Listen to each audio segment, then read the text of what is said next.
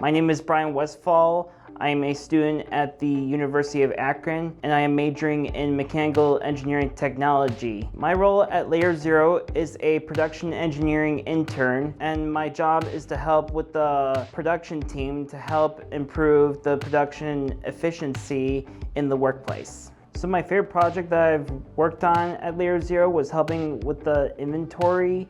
This helped me to use my Excel skills and understand how inventory management is beneficial to the manufacturing field.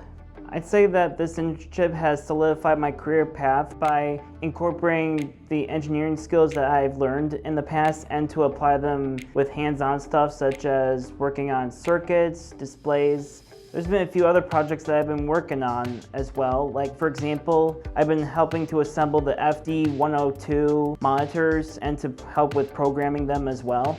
I'd say my favorite part about my internship is learning about all the different products and services that LayerZero has to offer.